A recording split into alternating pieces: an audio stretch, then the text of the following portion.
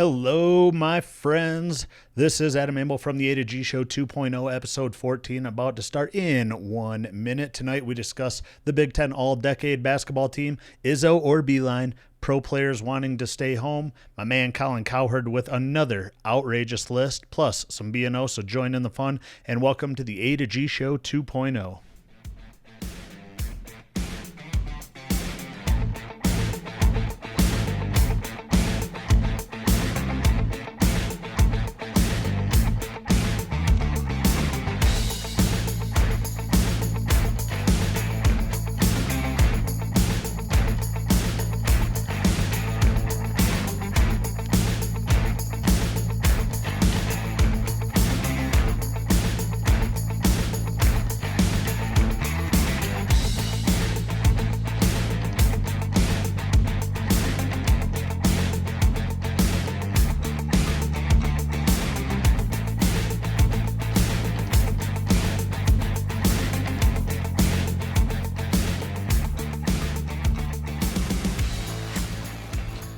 Hello, my friends. Welcome back to episode 14 of the A to G Show 2.0, fresh off of our summer break. I hope you all had a great 4th of July.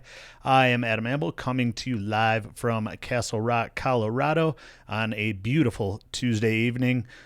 Joining me tonight is just you guys, just everyone that's tuning in. I hope we have a fun time. G couldn't make it tonight. It didn't have really a backup for tonight. It was kind of last second, but no worries. We're going to get through it, and so make sure you comment a lot tonight so we can discuss all of these topics. We got some really good ones tonight. You know, we've been off for 2 weeks, so the topics have kind of been piling up, and I know G and I have really wanted to discuss these, but without further ado, don't forget to head on over to the M Factor channel on YouTube and subscribe. We really appreciate it. There's a link in the description, so click on that, leave us a like, and of course, if you missed a show tonight or just want to watch it again, then it'll be posted on the M Factor page later tomorrow. And if you want to scoop up some M Factor merch, head on over to the M Factor merch store. We got some newly designed attire published this week.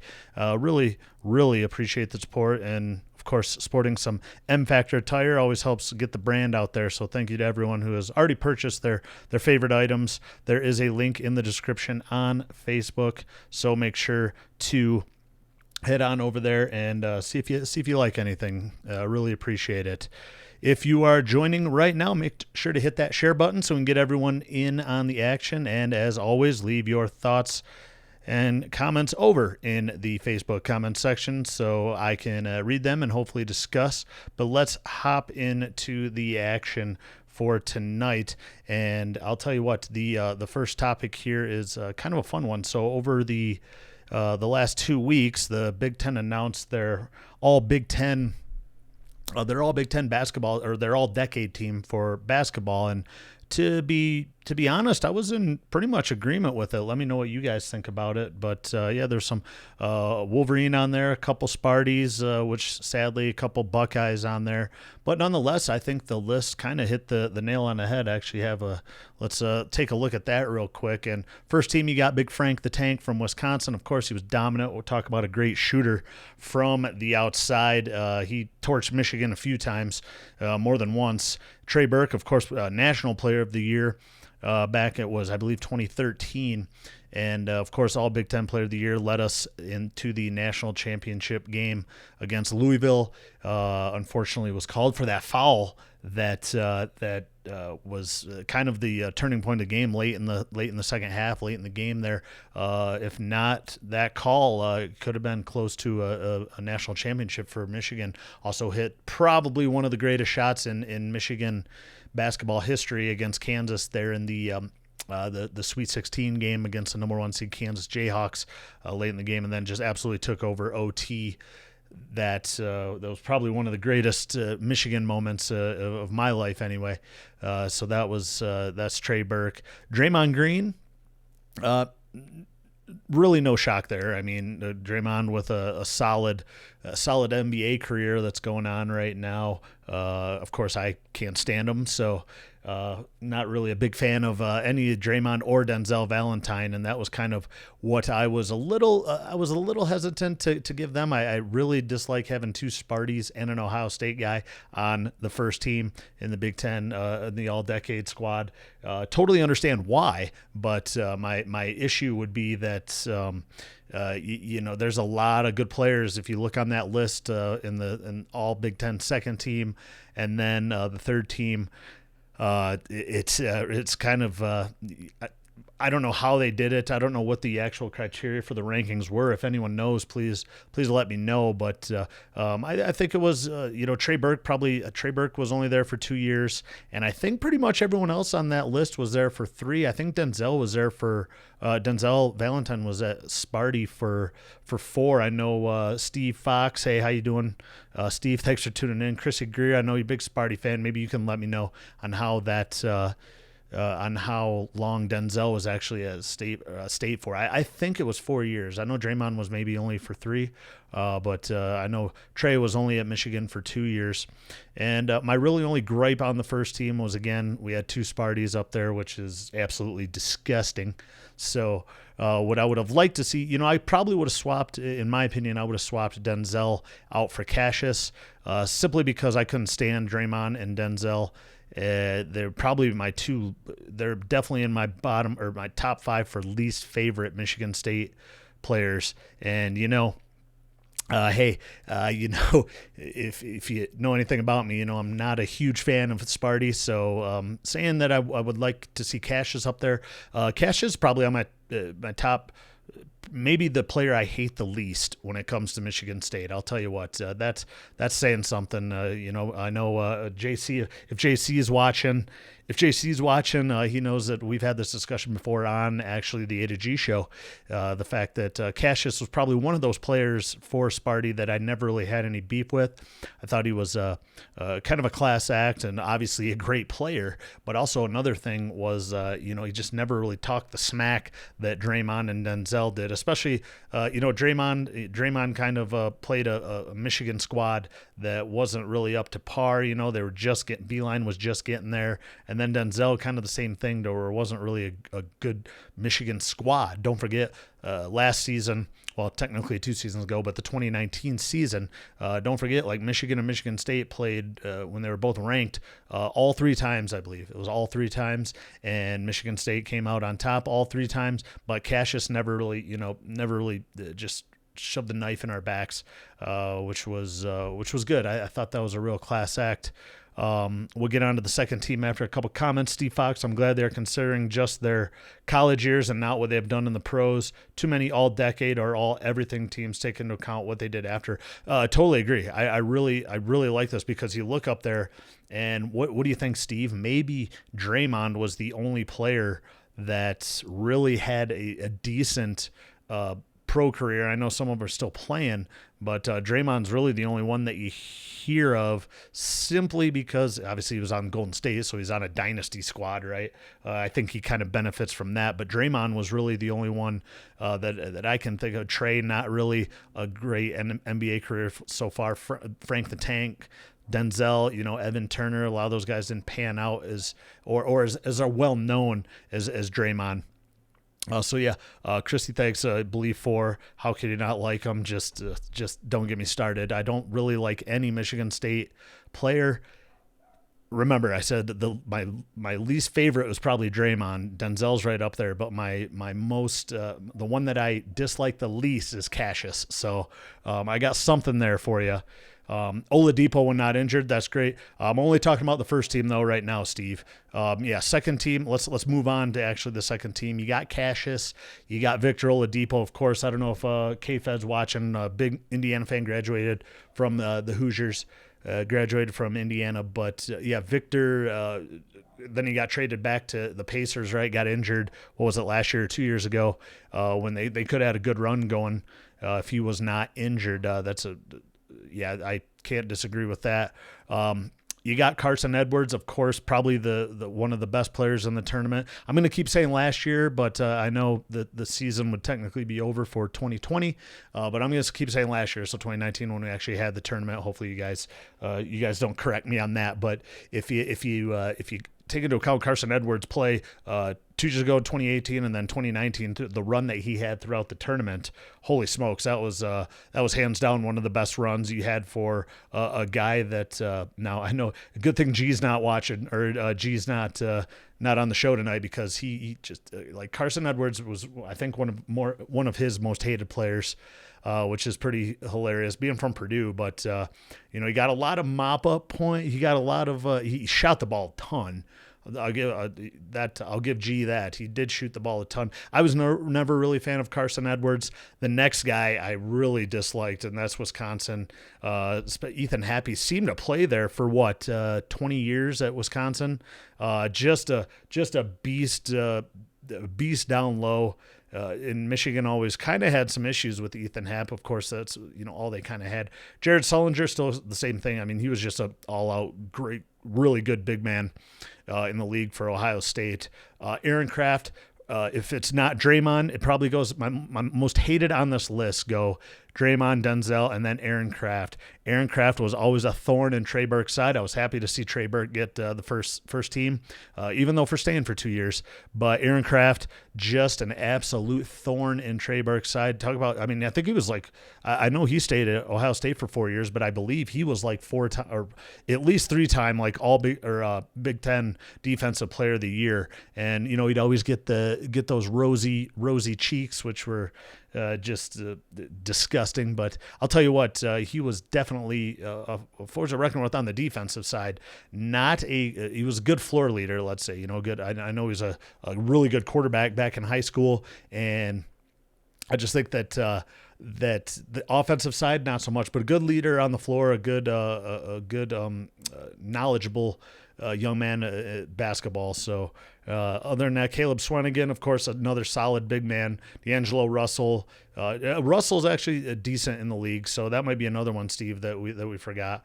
Juwan Johnson, Jordan Murphy. Always loved Jordan Murphy. Talk about a beast on the boards. I'm glad he made the squad. And then little Yogi Ferrell, of course, rounding out the third team. And so overall, the list, not too bad. We got some more comments here. Chrissy Draymond became arrogant. I like Brian Forbes. That's what I meant. Or Cassius. There we go. Okay.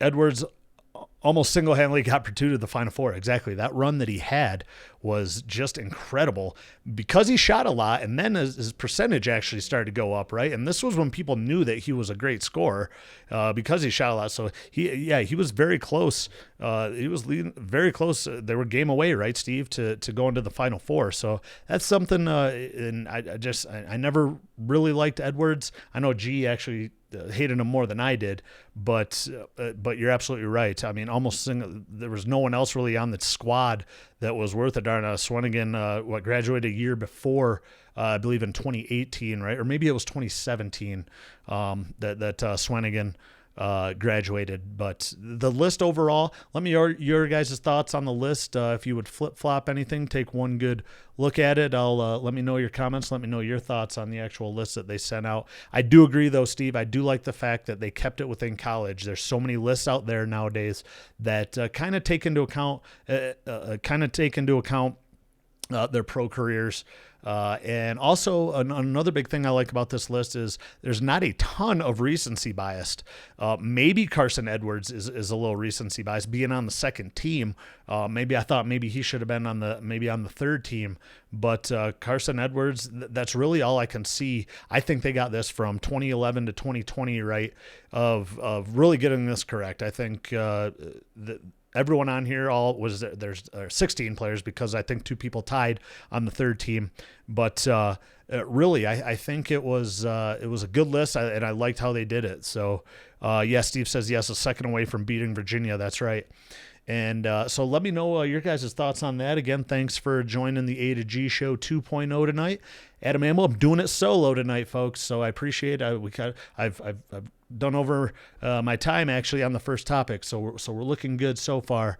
But this is something that I really enjoyed watching. If you follow the Big Ten Network or the Big Ten on Twitter, you know that they were doing this and they were kind of releasing the teams, and that kind of segues into our next topic, and that is, of course,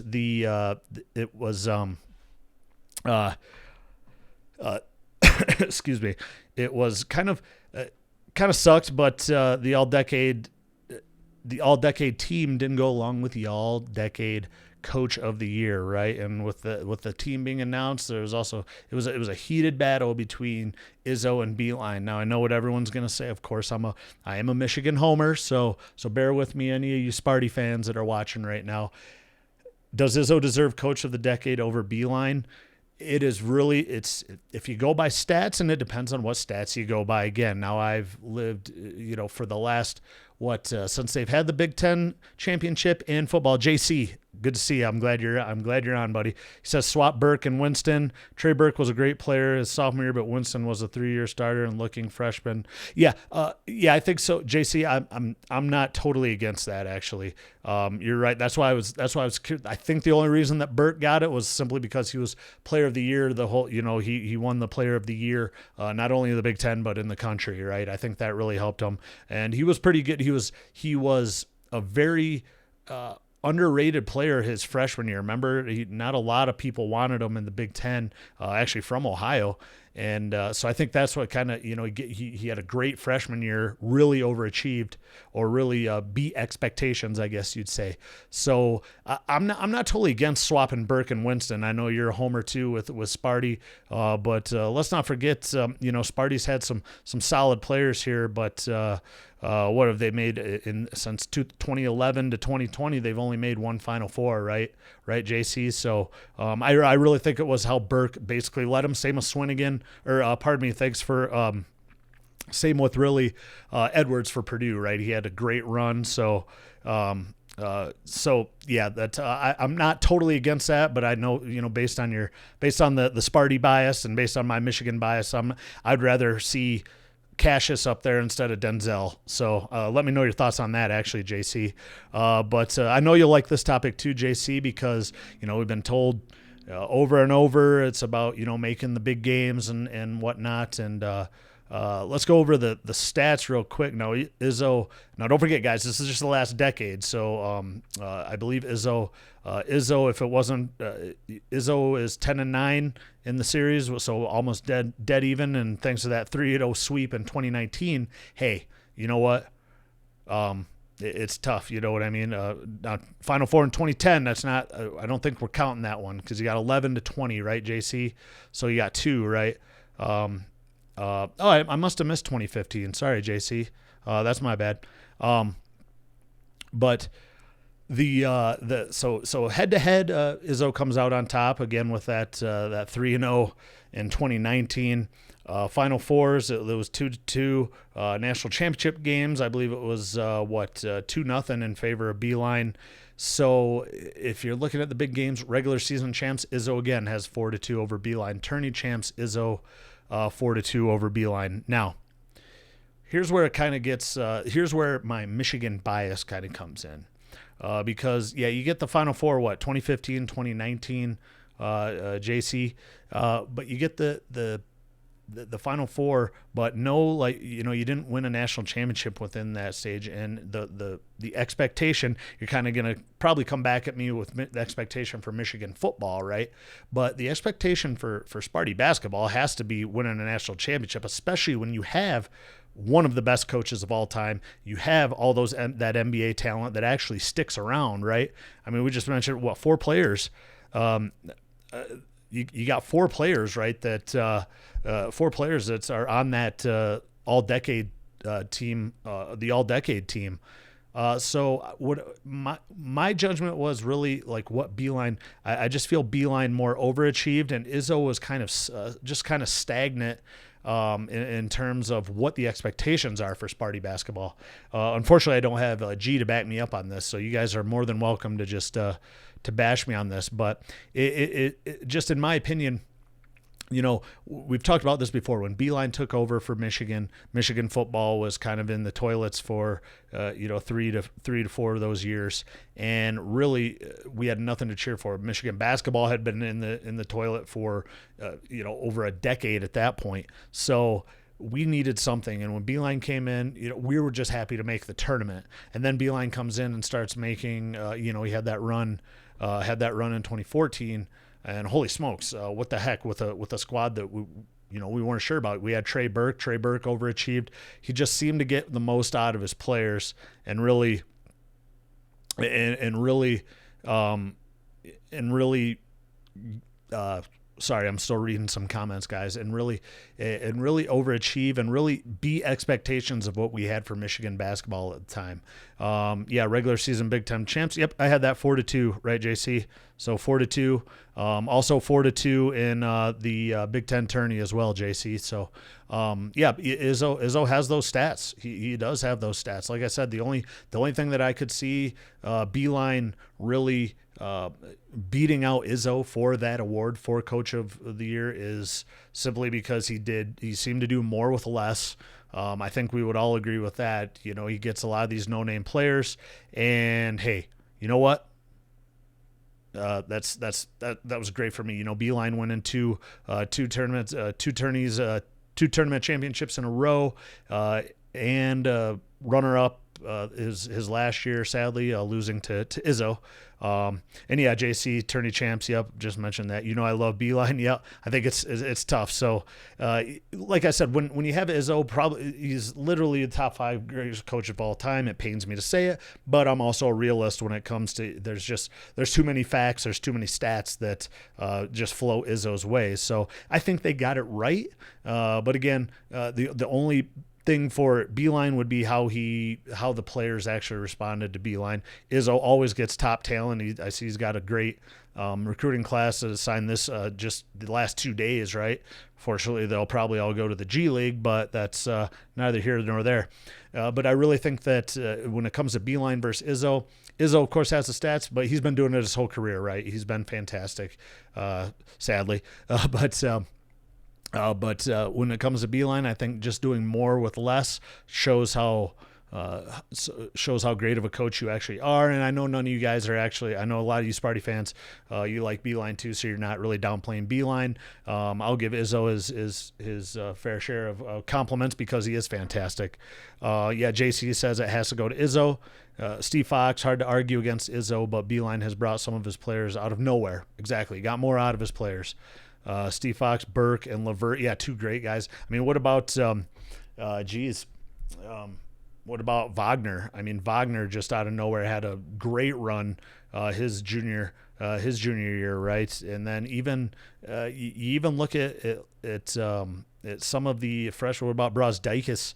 You get a lot of these players, Jordan Poole. You know, a lot of these guys can still play in the league, and I know some of them are in the G League right now, but at the same time, I think exactly when you look at the talent that he actually got, you know, we talk about 4 stars, 5 stars. I think Beilein really got the players that really fit his system, so that's great recruiting right there. Got a lot of players that would actually stay, you know, to 2 to 3 years instead of just the one-and-doners that, Calipari or even Coach K will get down at the bigger programs, and even Izzo has fought some one-and-doners in the past, but Cassius is a tribute to that, is an argument against that, right? Because Cassius stayed there, Denzel stayed there, so a lot of players on that list. Again, I think the longevity. I think the only reason that Burke got on the first squad or the first team was simply because of the Player of the Year and the run that he had, and he was very underrated his freshman year, and then. And like you said, JC, he was very underrated his freshman year with not a very good team, right?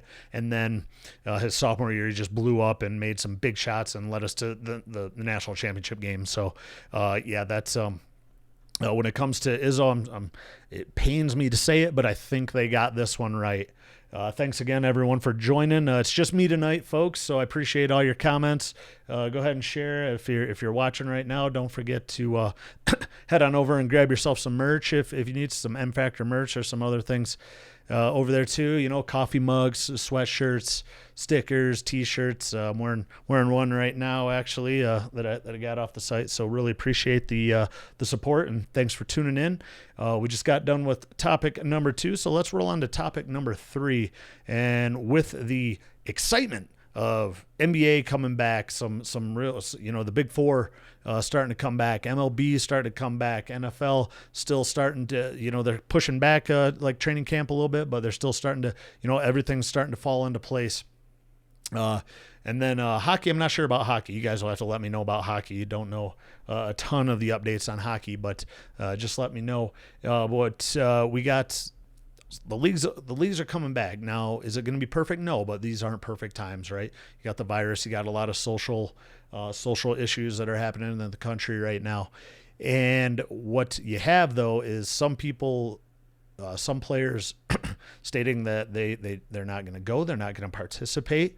Okay, but what are some of the reasons? NBA players not going because of the virus. Now, I want to clarify that because there's two reasons that they're not going. One is for their own individual health. Okay, it's not for us to say how they judge that, right? And two is if they have a family member. I think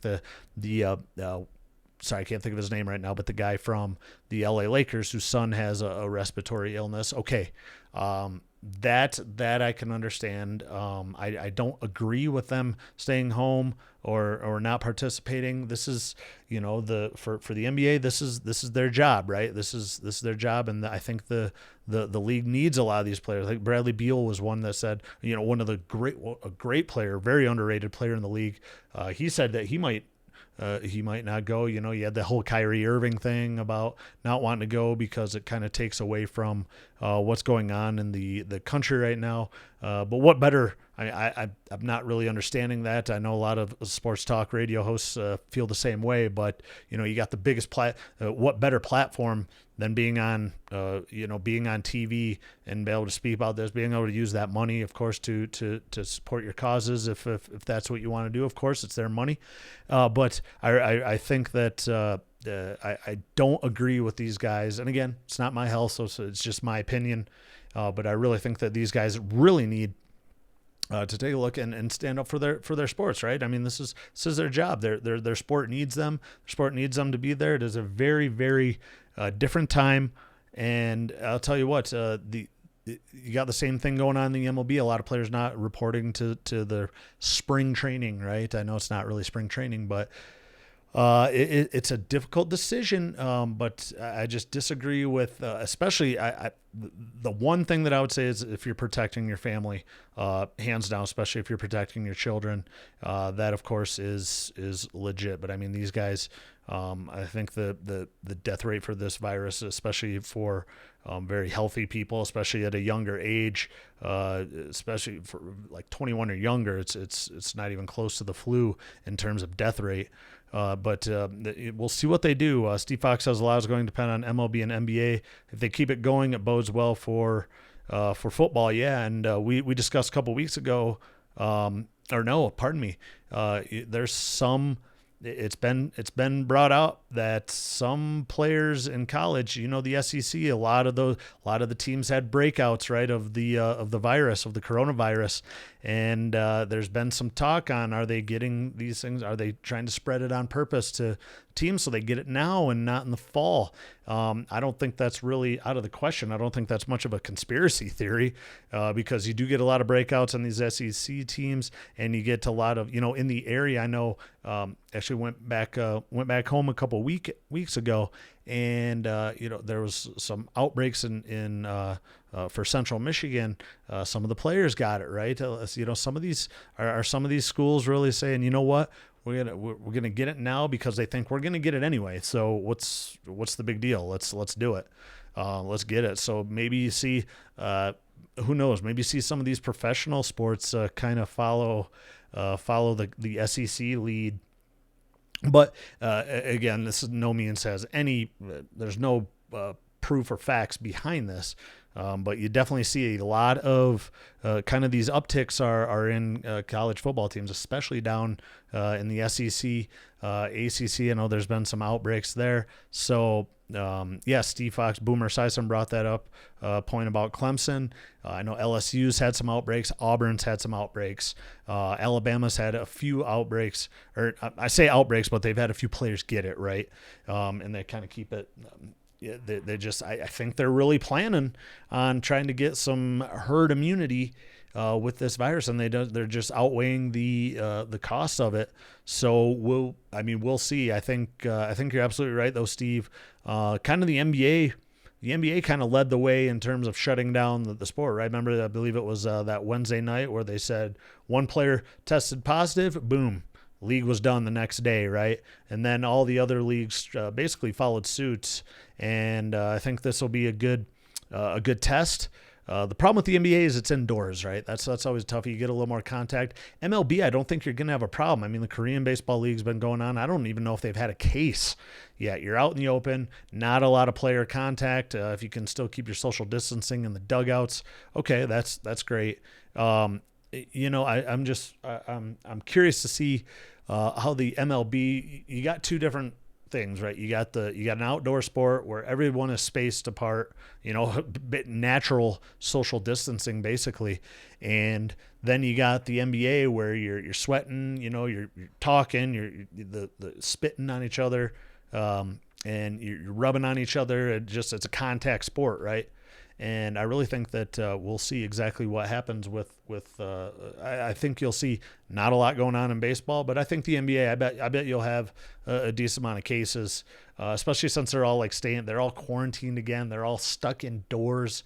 They're all playing in I think the same arena. It actually looks pretty cool. They got each team's painted on. It looked to be about 6 courts. You guys can correct me if I'm wrong, but it looked to be about 6 courts inside this building that looked pretty cool. So each, I think the home team, it looked like they kind of they painted. It might be at different arenas. I'm not not arenas, but facilities. So I think that'll be interesting. But I'm excited to see the sense of urgency, especially for baseball. I'm a little disappointed about how the negotiations went with the baseball thing. But I'll tell you what, I think that the MLB, this might be what we've been wanting to see for years, right? The sense of urgency. Most of the time, the MLB, the season is a marathon, right? There's no sense of urgency. You can drop a series here, there, blah, blah. But now with only the, I believe 60 games, you got to win. You got to win majority of the series. And I think it's really it'll be interesting because we'll see if players sit. We'll see if players take days off. I'm excited to see how the format goes. The games themselves, maybe not. I know they just released a schedule, I believe today. So we'll have to see how it goes. But the NBA, I'm excited about to get the playoffs, and I'm curious to see how veteran players versus rookie or the younger players actually respond to this break, because it's kind of a start of a whole new season. I know Zion. I don't know if any of you guys saw the Instagram photo of Zion, but he bulked. I mean, he is cut now. He is cut. There's no question that Zion was working his tail off over this quarantine. It's pretty impressive. So watch out. I'm excited to see the Pelicans. I'm glad they're in it. I'm glad they were invited. So we got some comments real quick.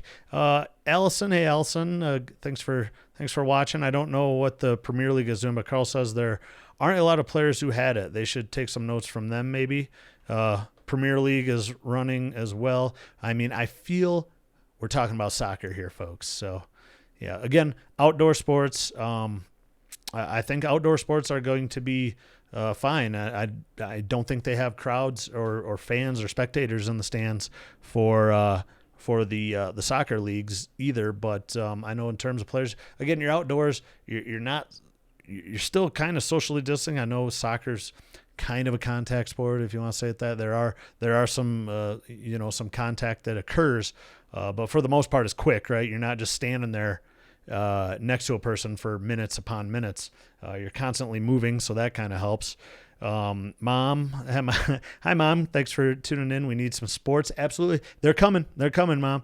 NASCAR's been doing really well. NASCAR ratings have been doing pretty solid. I know golf came back. There was a good tournament last weekend with DeChambeau just crushing it off the tee, I guess. That was pretty cool. Steve Fox says, I wonder if the leagues get off to a good start, that some of the players who are sitting out will get the itch to come back. That's a good question, and that's a good maybe a debate topic. Should they be allowed to?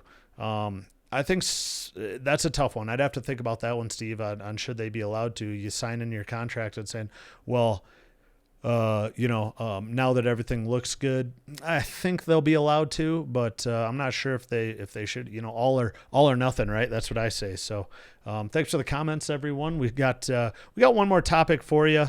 Thanks for joining on the A to G Show 2.0 tonight. It'll probably be a little quicker episode because maybe I'll play some B&O with you guys for the fifth topic, or just let you know what my opinions are on each one. But let's see. We got. Mom says. I'm sure it'll be difficult to sit out. I mean, they make their bed, they're sleeping it, right? I think that if they decide to sit out because of certain reasons, right? I think that again, if you're protecting your family, if your family, your son, daughter, a spouse has a respiratory issue or has had something like that, okay, that's understandable. But some of the reasons that they've been saying, they're going to leave their families, that was a big one too that I really didn't understand, because I mean, these guys leave their families for weeks on end during a regular season, right? I guarantee these guys don't. There's road trips, right? There's road trips that they're away for a week and a half or so from their family. So I'm really not buying the fact that, you're going to rip us a part of our family, and then they can come visit, I believe, 2 weeks after. So I'm not sure if I'm buying that one from the players on, you're going to rip us from our families. First of all, you've been quarantined with them for months, right? And this is just like an off season to where you would see your family for 4 months, and then guess what? Regular season starts and you're shipped off to across the country to play at if you're in LA, go play New York, Boston, do your road trip for 1.5 to 2 weeks. So it's relatively the same. And now they're saying, okay, we're gonna open it up after 2 weeks, and your family can come stay with you. So I think that's a good thing. That'll help. So Steve Fox says it's hard to watch from the sidelines if you're healthy. Oh goodness, yeah. I mean, don't get me wrong. I don't wish this decision on anyone, but again, these are professional athletes, and this is what they're paid to do. Entertainment. I know a lot of people. You got a lot of people that go back to work. Think about the frontline workers, all the healthcare workers, all the grocery store workers that had to work throughout this thing. Their job needed them, right? Their job, the company needed them, the job needed them, people needed them. When it comes to entertainment, it's a little different, simply because sports leagues are entertainment. But these leagues, after a very, very odd, very, very troublesome, ended short side to the season, all of a sudden they're coming back and they have a plan to come back and finish out the season, right? Go back for your league. It is your job. Your league needs you. So, I agree. Steve Fox says, I agree with some of these guys sitting out. Plus, they make a lot of money nowadays where it is feasible. Yeah, financially, it's tough. Again, there are a dozen reasons why a lot of these players, or some of these players, have said, we're not going to do it. Maybe only about 3 or 4 that I really agree with.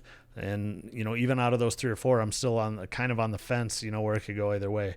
Number one, definitely, if you have a member of your family that could definitely suffer from this, the virus, then, hey, totally agree with you. That's your call. And I commend you for doing that, because that is a tough decision, right? Because who knows, that person may want to play, very, very bad and do go to their job, right? And they know this and they feel terrible about it, but family comes first, and that's exactly what they're doing. So I can't disagree with that. So with that, let's move on to, let me know your guys' thoughts too. I'll try to get back to them, but let's move on to topic number 4.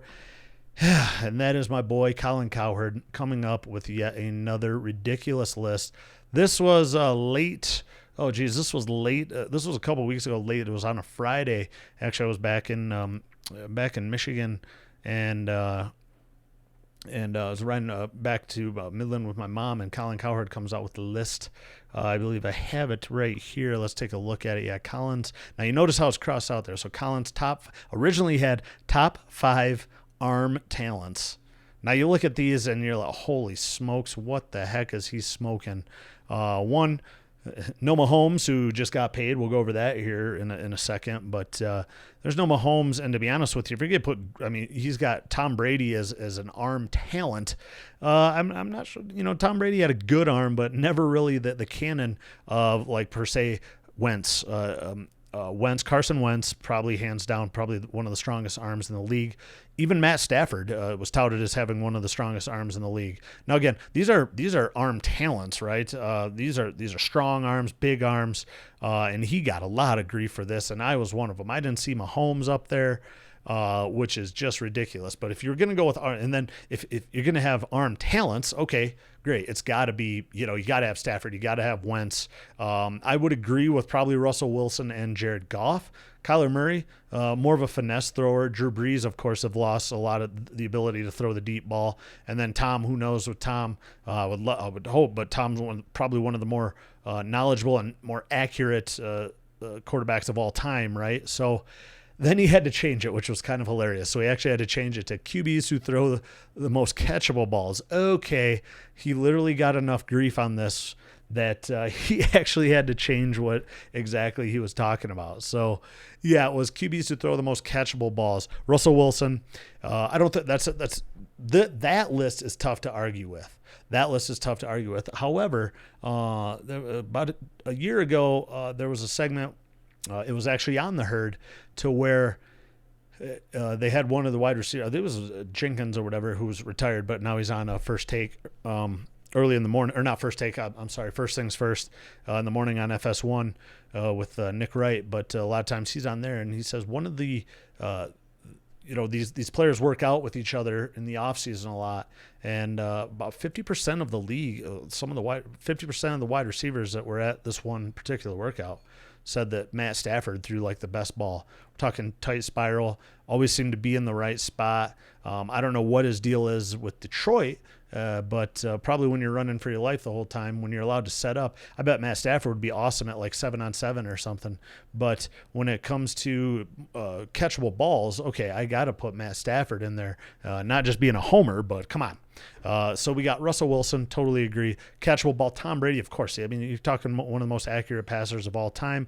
Throw a nice tight spiral. Drew Brees, of course. Kyler Murray, I'll tell you what, if you guys go back and watch some Oklahoma highlights with Kyler Murray, look at that spiral. I'll tell you what, you got Kyler Murray on this end of the spectrum, and then you got homeboy John Navarre, who threw like an onside kick every time that he would throw the ball. So if you got the nightmare of John Navarre duck, just take a look at Kyler Murray, and that should hopefully bring you out of it. But yeah, especially in college, you can really tell with the college ball because it's got the white stripes on it, so you can really tell if there's a spiral or not, or how tight the spiral is. It's a little more difficult in the NFL throwing the potato around, but if you put it in slow mo, you can really see how tight a spiral in the NFL these guys throw. Jared Goff.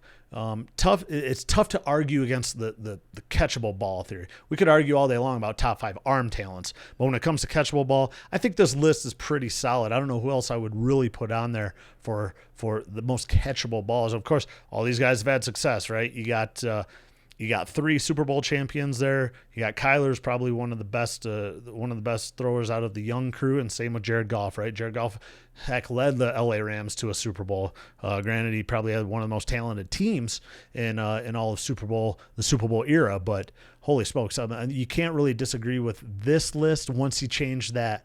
So good job. Good job, Collin, on redeeming yourself on that, because I do know he literally said that he was getting a lot of grief on social media right when he went over this. So maybe that's what we're going to do. I listen to Collin Cowherd every day, and I tell you what, I get some of the topics from him as well. So maybe we'll do that to where from now on the A to G Show 2.0, we'll just rock some where Collin was wrong.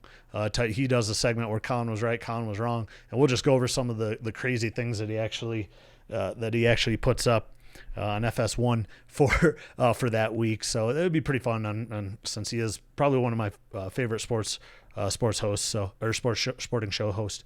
Let's see, Steve Fox. Steve Fox, if it's based on arm strength, then this list is nuts. Yeah, exactly right. There's who'd you think, Steve? Maybe Jared Goff probably has the best arm strength on this list. Russell Wilson's probably a close second, but you got Kyler throws a great ball, but I'm not so sure in terms of arm strength that I'm not sure in terms of arm strength if it's that great. Tom Brady and Drew Brees are just they're just old men. Don't get me wrong, Mom. Sorry, I'm not dissing Tom, but I think that if you go with catchable balls, I really think this list is pretty solid. So good job, Collin, on redeeming yourself. Thank goodness, because I can't take many more of those Michigan and Tier 2 college football lists. So with that, everyone, I appreciate everyone watching, tuning in to the AG show, especially with just me. Great conversations. We made about 45 minutes. We're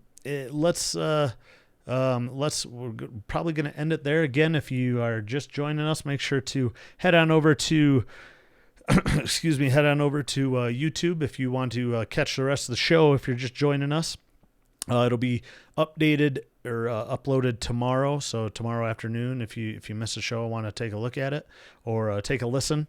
Anyway, just play it on your phone while you're working out or whatnot. It's a good conversation. So go there, subscribe to the M Factor channel. Don't forget, Michigan football season hopefully coming up quick. So I would love to see everyone. Tune in or subscribe to the YouTube so they know when they're getting the A to G Show 2.0.